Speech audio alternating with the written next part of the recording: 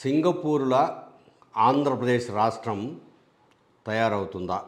ప్రతిసారి సింగపూర్ పదము లేకుండా, సింగపూర్ పోకుండా, సింగపూర్ కన్సార్టియంతో కన్సర్న్డ్ కాకుండా, సింగపూర్ అధికారులతో మాట్లాడకుండా, సింగపూర్ ప్రధానమంత్రిని కలవకుండా ముఖ్యమంత్రి చంద్రబాబు నాయుడు ఉండడం లేదు.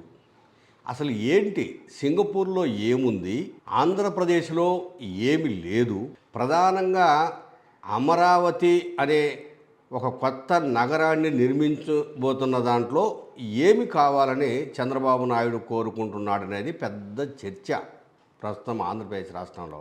ఈ చర్చను ఒక్కసారి మనం గనక ఆలోచిస్తే నిజమే కదా, చంద్రబాబు నాయుడు ఈ 2 ఏళ్లలో ఇది రెండోసారి వెళ్ళడం.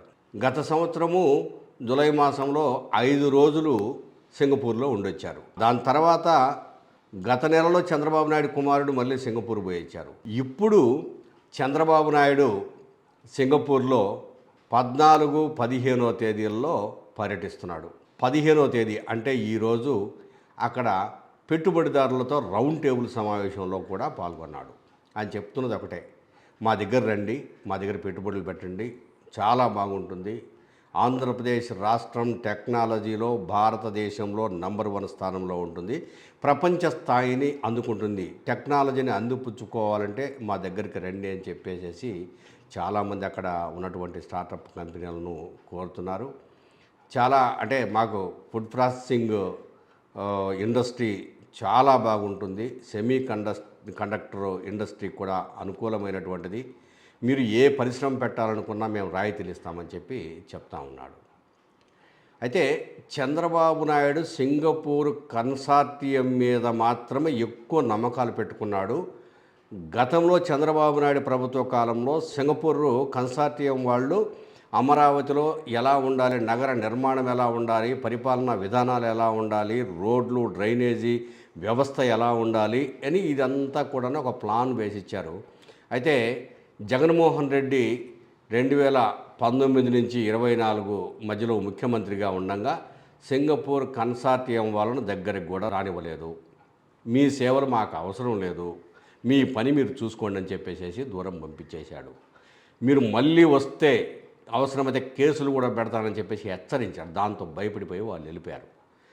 తిరిగి కూటమి ప్రభుత్వం అధికారంలోకి వచ్చిన తర్వాత 2024 నుంచి 25, 26 అంటే ఈ 2 సంవత్సరాల కాలంలో చంద్రబాబు నాయుడు వాళ్లకు చాలా హామీలు ఇచ్చాడు. సింగపూర్ వాళ్ళకు మేము మీతోనే ఉంటాము, మీతోనే పని చేయించుకుంటాము, మీ ద్వారానే అమరావతి నగరాన్ని అద్భుతమైన నగరంగా తీర్చిదిద్దుతామని చెప్పేసి వాళ్ళతోనే మాట్లాడుతున్నాడు.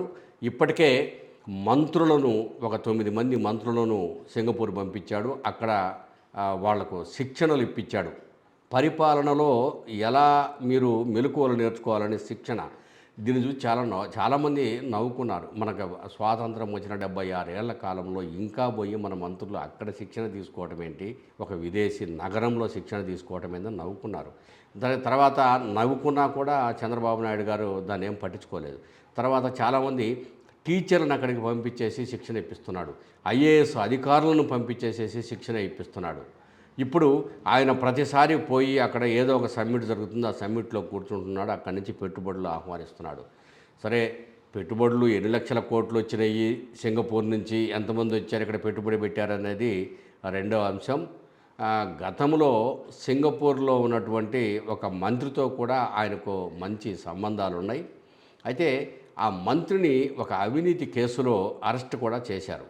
సింగపూరులో 0 అవినీతి ఉంటుంది, అవినీతికి తావు లేదు. మరి ఆ పద్ధతి, ఆ సిస్టమ్ నిజంగా ఇక్కడ అమరావతిలో కానీ ఆంధ్రప్రదేశ్లో కానీ ఇంప్లిమెంట్ అయ్యి నంబర్ 1 స్థానానికి వస్తుందా లేదా అనేది మనం ఆలోచించాల్సినటువంటి అంశం.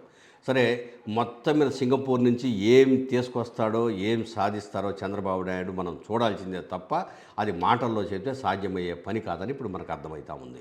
ఇక మరొక అంశం తీసుకుంటే, రాష్ట్రంలో గొప్ప పార్టీగా చెప్పుకోవటానికి లేదు. కూటమిలో జనసేన పార్టీ కూడా ఒకటి.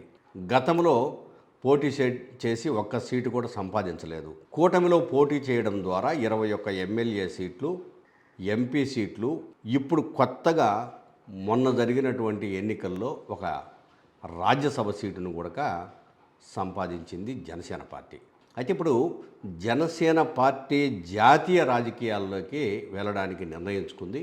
అందులో భాగంగా ఢిల్లీలో నిన్న, ఇవాళ, రేపు 3 రోజుల పాటు 14, 15, 16 తేదీలలో అశోక హోటల్లో ఓ పెద్ద కార్యక్రమం, అంటే పార్టీ ఏర్పడి 12 సంవత్సరాలు పూర్తయిన సందర్భంగా ఒక సభ అక్కడ ఏర్పాటు చేసింది.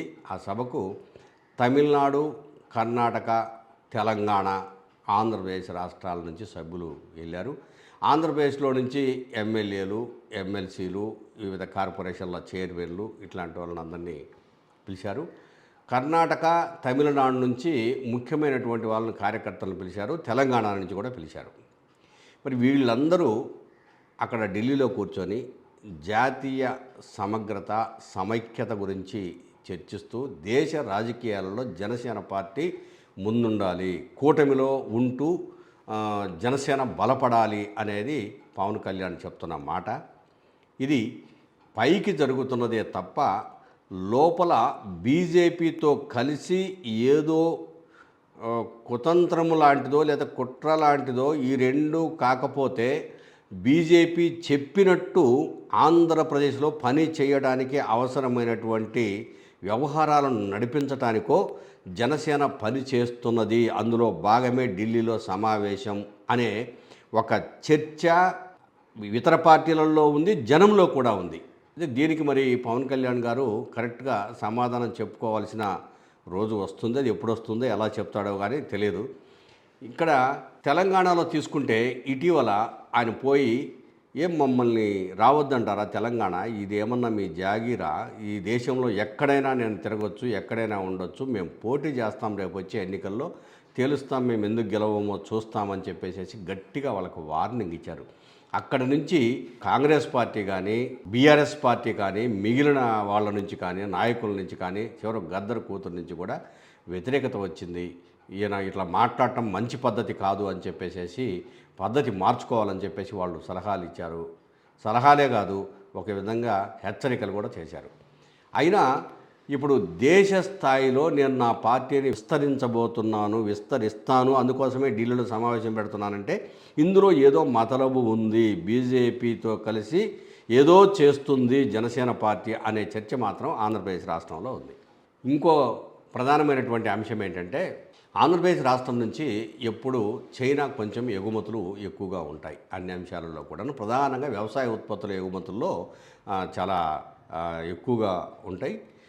గతంలో పొగాకు ఎగుమతులు అట్లానే ఉన్నాయి. ఇప్పుడు ఎండుమిర్చి ఎగుమతులు బాగా ఉన్నాయి చైనాకు. గత సంవత్సరము 60 కంటైనర్ల ఎండుమిర్చి అక్కడికి పోతే తిరిగి వెనక్కి పంపించింది చైనా. ఈ సంవత్సరము 3 కంటైనర్ల ఎండుమిర్చిని వెనక్కి పంపించింది చైనా. దీనికి కారణము ఏంటంటే చైనా చెప్పింది, భయంకరమైనటువంటి పురుగు మందులు మీరు మిర్చిలో వాడుతున్నారు, ఆ మిర్చిని గనక తింటే ఎట్టి పరిస్థితులలో నరాల బలహీనత వచ్చి నానాక అవస్థలు పడే పరిస్థితి ఉంది జనం. దీన్ని ఒక్కసారి ఆలోచించండి. ఎట్టి పరిస్థితుల్లోనూ మేము కొనుగోలు చేయలేము, మేము ఈ కంటైనర్లను వెనక్కి పంపిస్తున్నామని చెప్పేసి ఈ సంవత్సరం 3 కంటైనర్లు, గత సంవత్సరం 60 కంటైనర్లు మొత్తము ఎండుమిర్చిని వెనక్కి పంపించేసింది.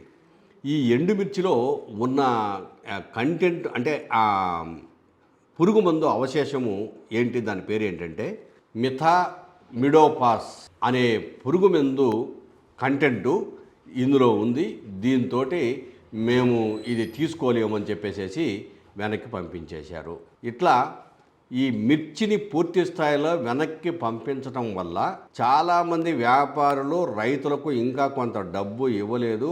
అట్లా డబ్బులు తీసుకొని రైతులు ఇబ్బంది పడతారు. ప్రస్తుతానికి 17,000 నుంచి టన్ను 22,000 వరకు ఉంది, ఇబ్బంది పడతారు.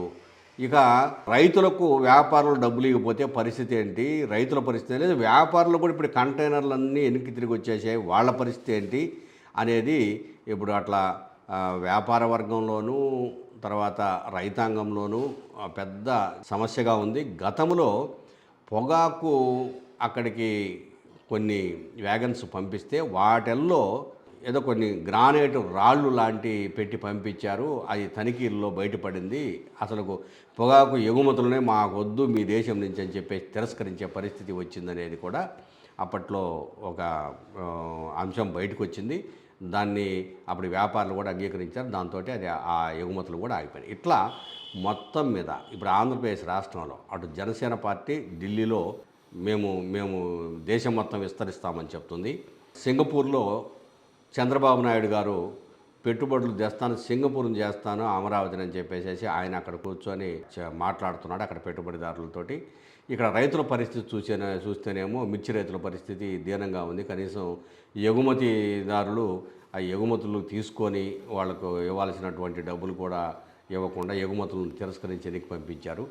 ఆంధ్రప్రదేశ్ రాష్ట్రంలో ఏం జరుగుతుందో, ఎలా జరుగుతుందో, రాజకీయాలు ఎలా ఉన్నాయి, వ్యాపారాలు ఎలా ఉన్నాయి, రైతుల పరిస్థితి ఏంటి, ఒక్కసారి అందరూ ఆలోచించే పరిస్థితుల్లో ఉన్నారు.